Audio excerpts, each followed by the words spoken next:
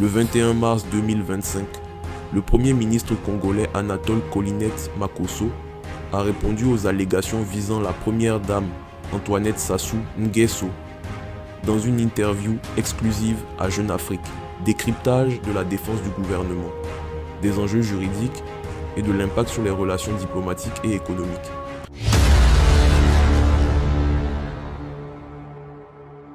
La justice française a émis un mandat d'amener contre la première dame dans le cadre de l'enquête sur les biens mal acquis. Mais le Premier ministre congolais dénonce des accusations sans preuve. Le voyage de Madame Sassou Nguesso en France était parfaitement légal.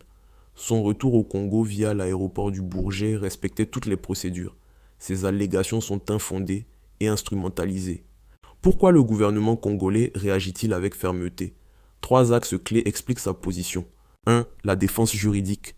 Premièrement, le gouvernement invoque l'article 10 de la Constitution, interdisant l'extradition des citoyens. Le Premier ministre accuse la France d'ignorer les traités, comme la Convention de coopération judiciaire de 1975. La France se dit garante du droit international, mais ses actions bafouent notre souveraineté. Nous exigeons le respect des procédures légales. 2. Les tensions diplomatiques. Malgré les tensions, le président Sassou Nguesso effectuera une visite d'État en France en avril.